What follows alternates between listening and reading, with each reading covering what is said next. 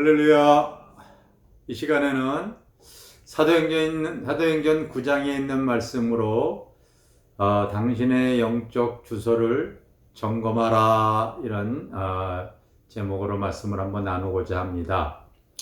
사도행전 9장에 있는 내용은 바로 이 복음을 증거하던 스데반 집사가 핍박을 당해서 순교하게 되어지고 많은 무리들이 흩어졌을 때 당시에 거듭나기 전에 사울이라고 하는 청년이 나머지 그 무리들을 이렇게 해코자 하여 쫓아가다가 다메섹에서 부활하신 예수님을 만나게 되어지는 것이지요.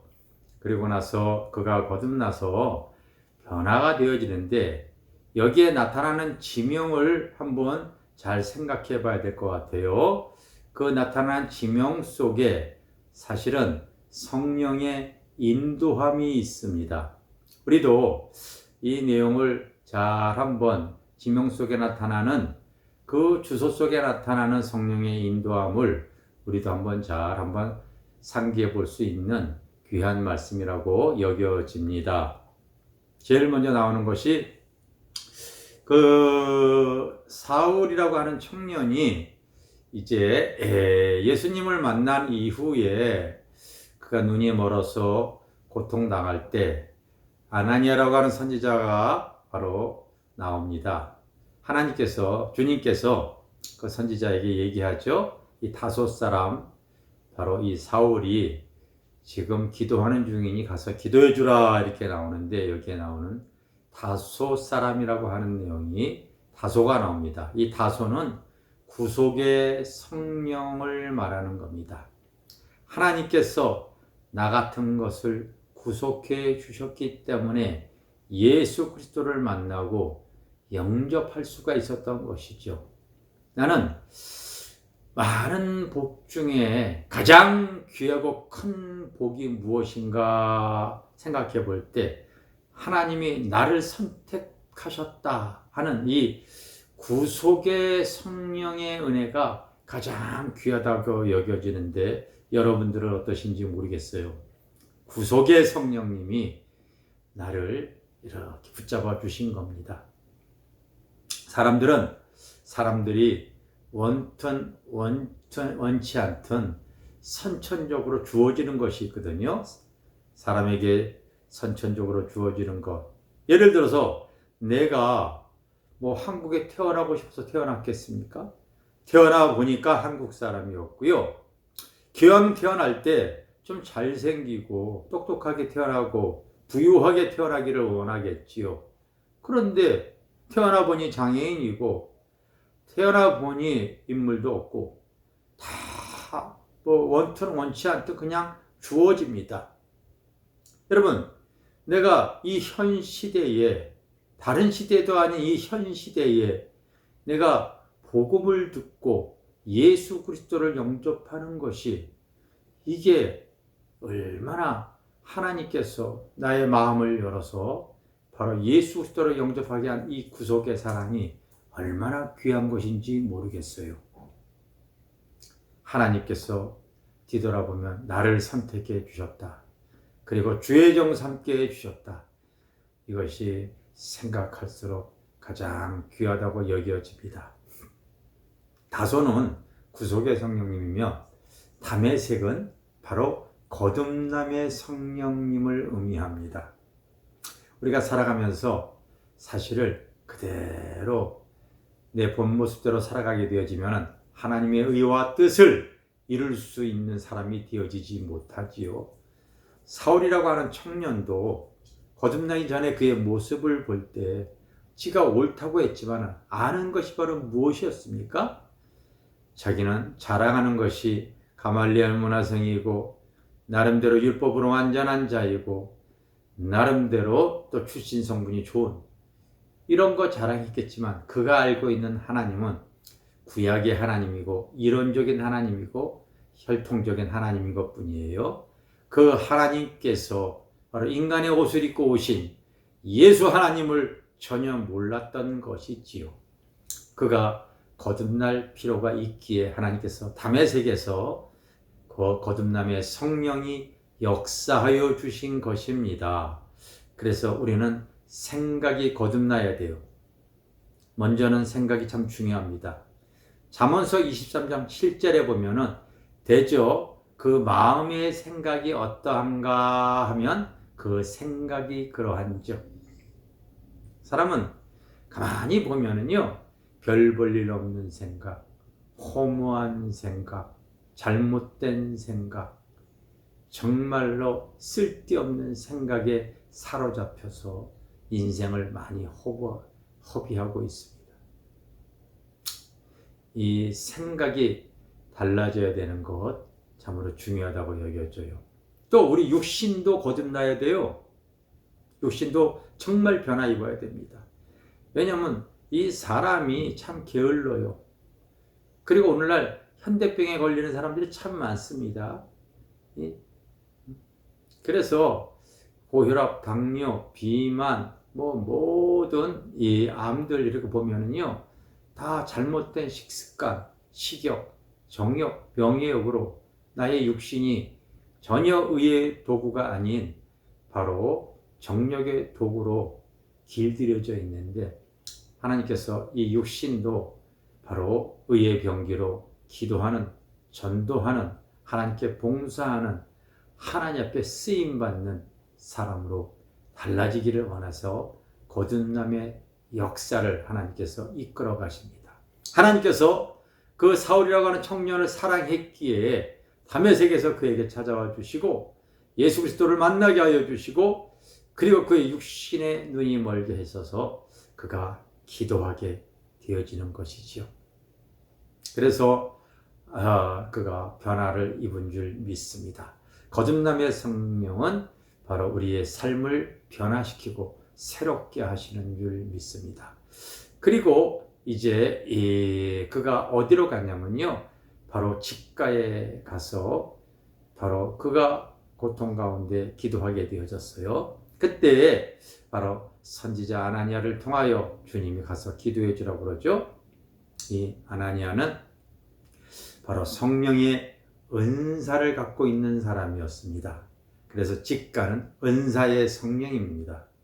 여러분, 하나님을 사랑해서 우리가 하나님의 이 기도를 많이 하게 되어지면은요, 그 사람에게 신령한 은사를 부어줍니다. 대개 성령의 은사는 제가 생각할 때 1만 가지라고 봐지는데, 대표적인 은사는 이렇게 구분할 수가 있어요. 머리로 흐르는 은사가 있어요. 바로 지혜의 은사, 지식의 은사, 영분별의 은사. 또 입으로 흐르는 은사가 있어요. 방언의 은사, 통변의 은사, 그리고 예언의 은사. 몸으로 흐르는 은사는 신유의 은사, 능력 행함의 은사, 믿음의 은사들을 하나님께서 주시지요. 그 외에도 너무나 많은 은사들이 있지만 그 은사를 통하여 하나님은 우리 신앙생활하는 성도들에게 교회의 덕을 세우고 하나님의 나라를 확장하는데, 영혼 구원하는데 그 은사를 활용케 하십니다. 그것이 바로 은사에 주어지는 성령의 귀한 나타남입니다. 그 다음에 거듭나서 이제 변화되어진 이 사울 청년은 바울이 되어져 가지고요, 그가 성경에 보니까 갈라디아서 1장에 보니까 아라비아로 갔다고 그러죠. 그곳에 가서 아마 하나님의 말씀과 바르고 이 성령으로 깊이 그가 바로 변화를 입습니다. 그래서 이 아라비아는 광야의 영성인데, 광야를 통하여 바로 성령께 바로 교통교제하고 순종하는 자가 되어집니다. 여러분, 우리가 예배를 드리고서 꼭 마지막 시간에 담임 목사가 이렇게 축도를 합니다. 고린도후서 13장에 있는 말씀을 가지고 예수 그리스도의 크신 은혜와 아버지 하나님의 크신 사랑과 성령의 교통하심이, 교통교제가 우리 심령 속에 있을지어다, 이렇게 말씀해 주시고 축도해 주시지요. 근데 많은 사람들이 교통교제는 사실 잘 이루어지지 않고 있어요. 이 광야의 영성에서 필요한 것이 바로 왜 중요하냐면, 이 다윗과 같은 사람이 왕의 기름 부음을 받았지만은 실제로 아무것도 소유하고 아무 지식도 없는, 뭐 배운 것도 없는 이런 사람이 어떻게 왕이 되어질 수가 있겠습니까? 그래서 하나님께서는 그에게 광야로 이끌어셔서 사실은 이 골리앗의 싸움으로 많은 백성들이 다윗을 칭송하자 사울의 시기로 인해서 할 수 없이 도망가는 것 같지만은, 억울함을 당하는 것 같지만은, 바로 하나님의 계획하심은 그가 광야에서 네가 사실 소유한 게 도대체 뭐가 있어? 이 나라를 치리하기 위해서 그 사람들의 마음과, 그리고 여러분, 열 길 물속은 알아도 사람의 한 길 마음속은 모른다고 하잖아요. 또 세상을 치리할 수 있는 많은 지식도 있어야 되는데 아는 게 뭐가 있어요? 오히려 성령님이 하늘로부터 알려주시고 지시하고 순종할 때에 그가 이스라엘의 가장 위대왕이 될 수 있다는 것을 훈련하기 위해서 그를 광야로 이끌어갔어요. 그래서 여러분 사무엘상 23장에 보면 이런 내용이 나와요. 그일라 지방의 사람들이 다윗이 숨어있는 다윗에게 찾아와서 블레셋 사람들이 쳐들어와서 자꾸 자기들의 곡식을 훔쳐간 도와달라고 얘기하죠. 그랬을 때 성경에 보니까 바로 다윗이 여호와께 묻자와 이런 내용이 나옵니다. 주님께 묻습니다. 그랬더니 바로 하나님께서 도와주라고 얘기하죠.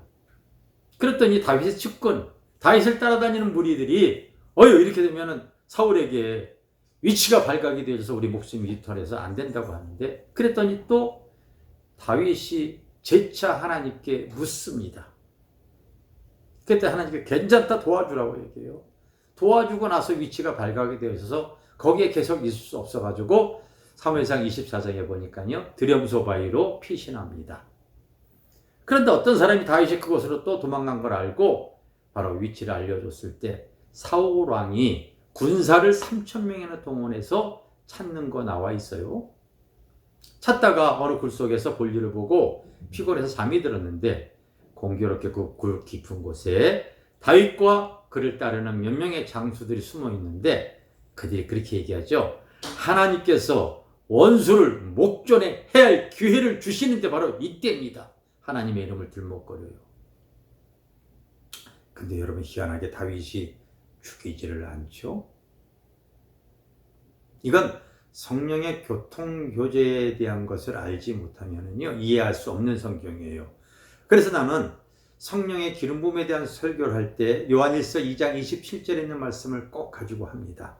너희는 주께 받은 바 기름 부음이 너희 안에 거하나니 아무도 너희를 가리킬 필요가 없고 오직 그의 기름 부음이 모든 것을 가리키며, 모든 것을 가리키는 진리의 성령께서 지금 해하지 말라고 하는 것이죠.